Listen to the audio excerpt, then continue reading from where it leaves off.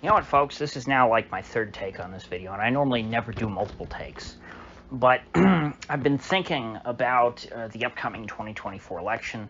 I've been thinking about why Trump's lead is so insurmountable in the Republican primary, and why, and what someone in the future on either side, the Republican or the Democratic side, will need to do in order to eclipse the success of Trump. And by success, I don't just mean, electoral success, because obviously Trump is not an electoral juggernaut, in the general election sense. But obviously he has a way of tapping into a certain portion of the population and energizing them and making them passionate to vote for him. It's not just about the number of people, it's the intensity. And that's what I want to focus on today. What makes him different? Why is it? And is it just him? Is it unique to him? Or is this something that could be replicated theoretically? Now, I currently, the theory I'm working with is that Trump is, while he is unique in modern American politics, he is not unique in theory. He is not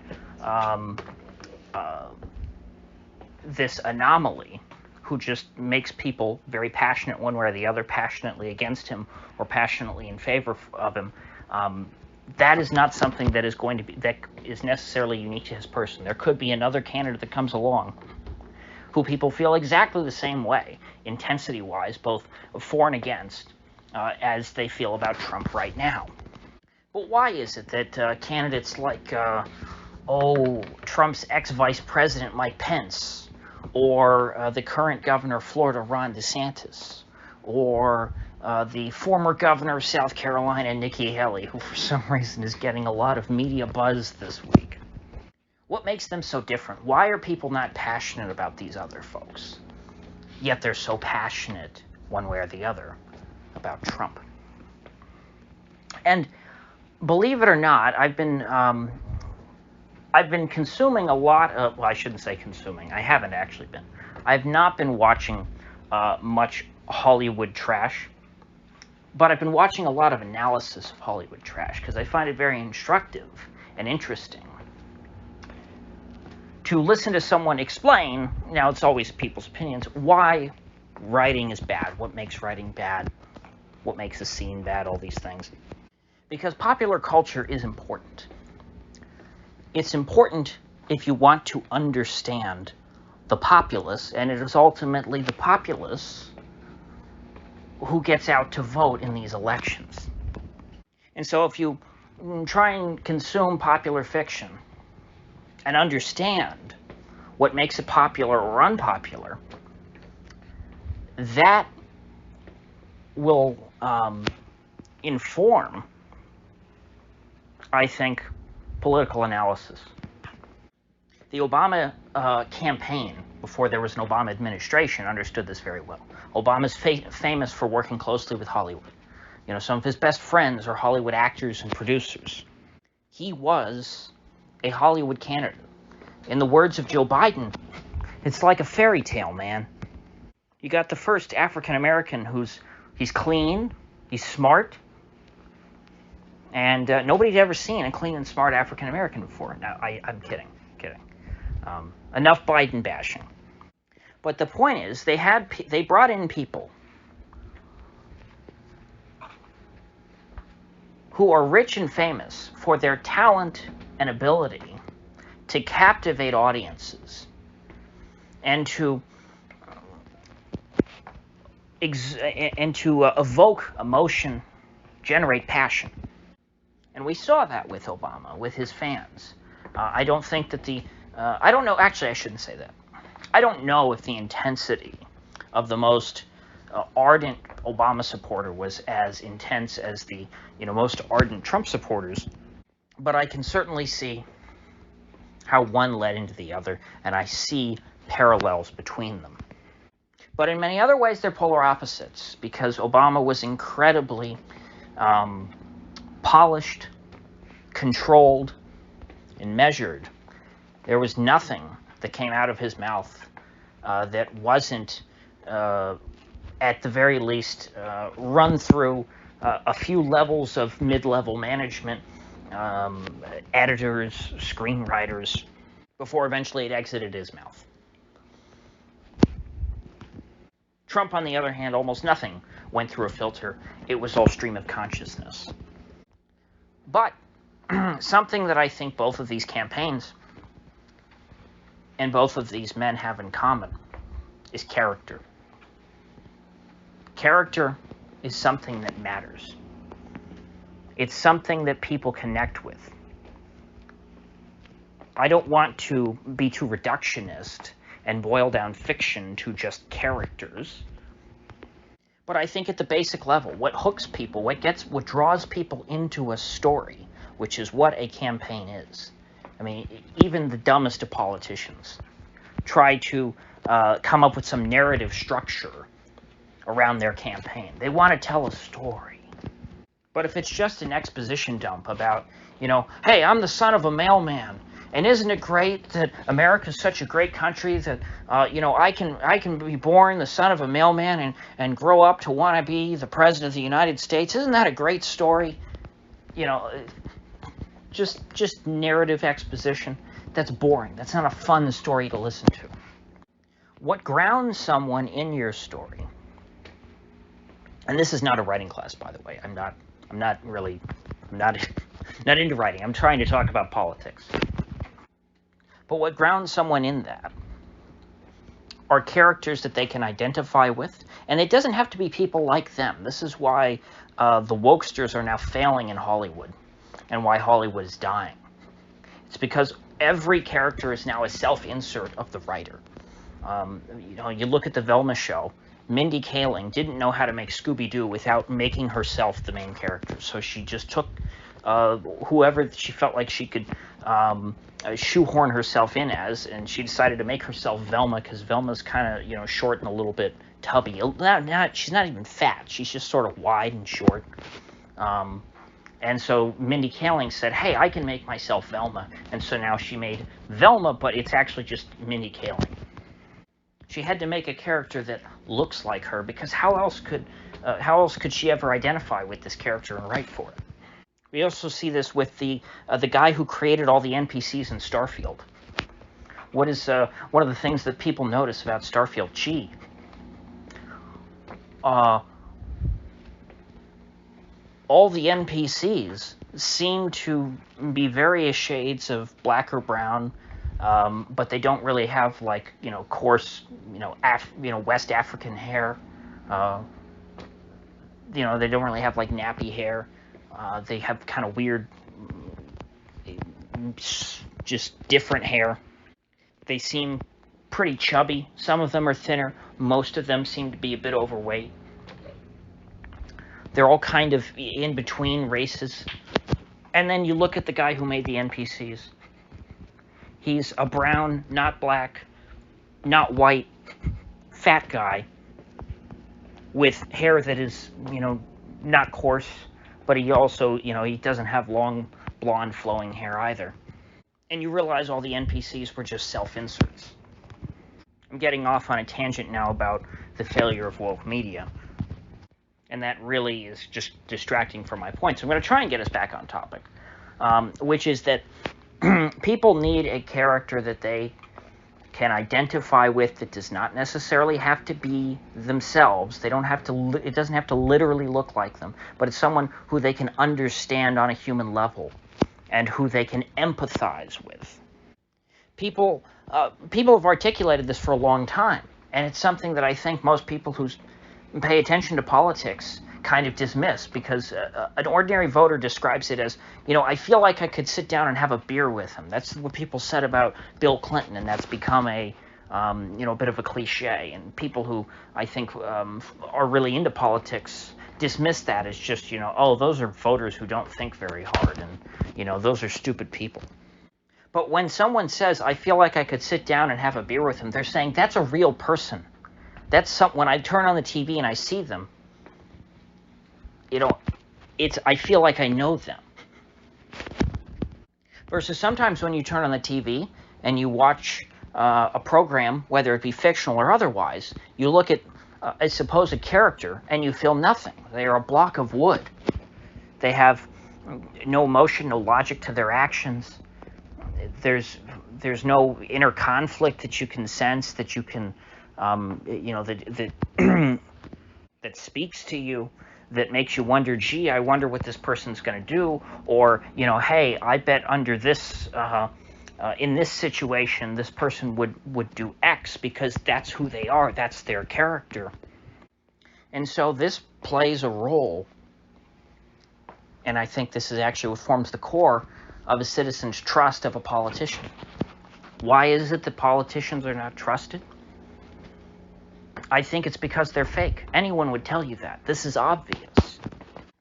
And so the obvious answer is that in order for people to trust you, in order to not come across as fake, as a slick politician, the answer is to craft a real character and to present that person, whether they're actually genuine or not, whether you're just a good actor or you really are a real person. Now, the problem is, as some writers have pointed out, characters on paper or in fiction often are very different from real people. And if you write a person realistically, for example, someone who maybe when they're talking, they go off track and they go on tangents that have nothing, that really don't add to their point, and who say lots of oohs and ums, for example, me in this recording. If you just took this recording of me and you put it into a fictional work, if you transcribed it into a book, or if you had someone act it out in a screenplay, it wouldn't be interesting. It wouldn't be compelling. I would not be a character that people enjoy listening to or watching. Though obviously, I would be realistic because this is just me talking. I am a real person. But characters that people identify with are polished, but it's hard to describe. It's a line that I haven't really been able to identify linguistically yet. I don't have a term for it yet. A related concept would be charisma, and obviously charisma is a prerequisite, but it's a necessary, but it's an insufficient condition. Now, please forgive me because I don't plan these videos out. I'm always speaking off the cuff, and when I'm trying to develop, what I'm doing here is I'm trying to think through this out loud. I'm developing a bit of a thesis here, so forgive me for not having one. This is not, as the kids would say, as the Zoomers say, a video essay, that they like to write about how bad capitalism is. Oh, and by the way, please thank our sponsor, Raid Shadow Legends, and use my promo code so that I get a kickback. And by the way, capitalism is bad. So anyway, this has been a very poor foundation of trying to explain the basis of my point here. But to try and summarize it so I can move on to the next part, you need a well-crafted character. But I haven't said what kind of character yet. But I don't think that anything that I've said should be controversial yet. You need someone who's going to draw people's attention. Someone who people want to watch on TV or online or read about. Someone who intrigues the viewer, the listener, the reader. Someone who people become personally invested in. Think what impacts an audience more, the death of a nameless goon or the death of Ned Stark in Game of Thrones, or Aunt May in Spider-Man or something like that. And so when I rephrase that, what do you think would affect people more, the death of Trump or the death of Mike Pence? Not that I'm saying either of those men should die, Secret Service, don't come near me. I'm trying to give an example here. Obviously, a lot more people would be much more upset, even though I wish no ill will upon Mr. Pence or Mr. Trump. a lot more people would be upset if that happened to Trump. Same thing if you ask people, gee, would people be more upset if something bad happened to Barack Obama, or if something bad happened to Howard Dean? Obviously, Barack Obama would be the one with far more mourners. And so I think that too many people in politics dismiss this as celebrity, and they use that as a pejorative, when this is what you're looking for. This is what you want to generate if you're interested in actually winning elections. Because if the more people care about you, the more likely they are to actually show up, the more likely they are to advocate to their neighbor or to their friends or their family that, hey, you should vote for this person too. No one was passionate about advocating, and trying to convince their friends and family to vote for Mitt Romney. Now, this is a new idea. This is something that just sort of hit me a couple hours ago. So I'm going to develop this. I'm going to think about it over time. I might come back to this. But the conclusion I've come to is that when you want to talk about so-called electability, what you should be focusing on, and this is completely different, or this is completely separate from the question of, hey, would this person actually be good at their job?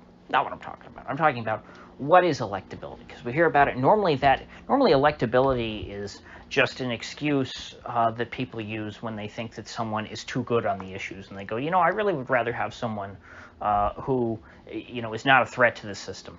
That's normally what they mean by electability. They mean someone like Mitt Romney or Jeb Bush.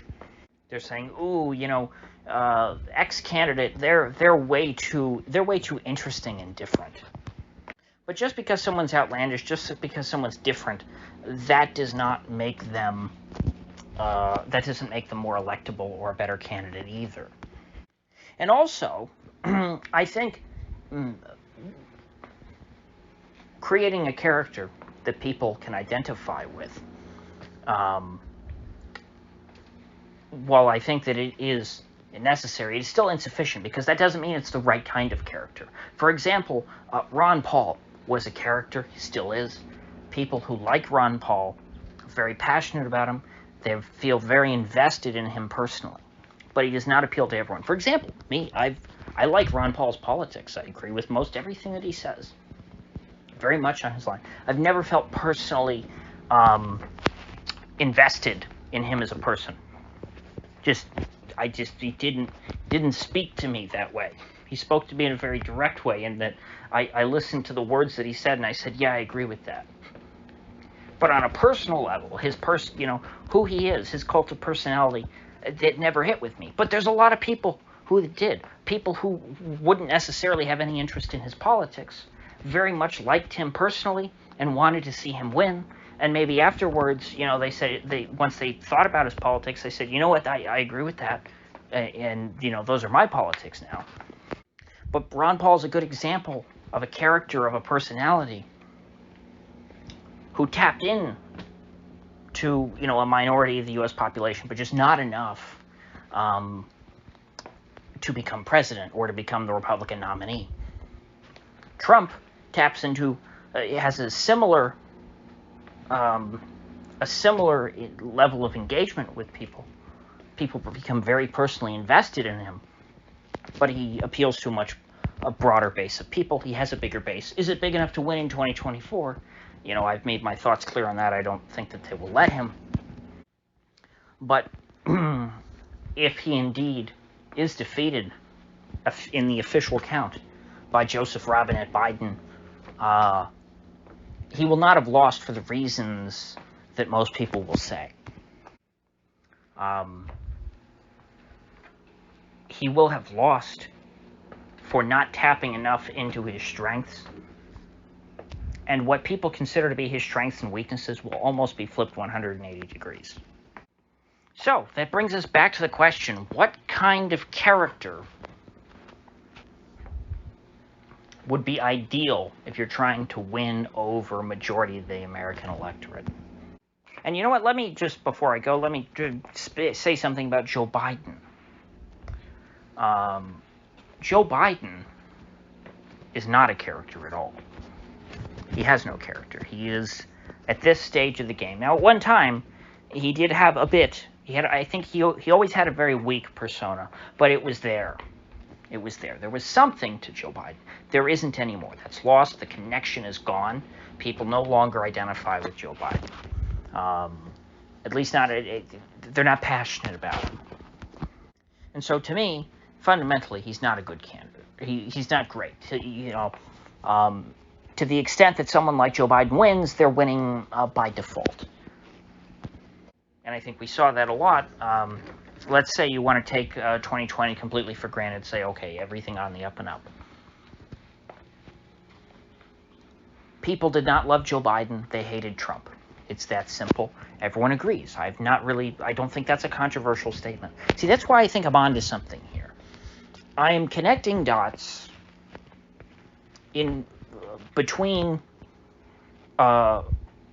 things that are generally accepted as fact. I don't think that I've made any stretches in this video. I'm just organizing the information in my head in a new way. I'm using a different lens. I'm using the lens of fiction over politics, which is different than what we normally, talk about when we talk about the intersection of, politics and culture, and politics being downstream from culture. We're normally talking about our current day politics being injected into culture. We have Az's rant from this past week about the pronouns in Starfield, and the woman who's a clone of a man, but now she's a woman, but she was never a man because she's just a clone of a man, and it's all confusing. But it's okay because she was actually cloned from a they-them man. And so that's politics being injected into the culture. But I'm using the lens of cultural analysis, analysis of what is, good or poor writing, effective writing in fiction, and applying it to the very, very fake battlefield of politics. So I think I'd like to continue this tomorrow, stew on it overnight, think about it some more tomorrow, and come out with a part 2, because all of this is very scattered. And maybe at some point I'll be able to plan out maybe a more cohesive, like 20 or 30 minute, not rant, but actual well-condensed thesis on this topic. So with that said, I will see you folks back here tomorrow.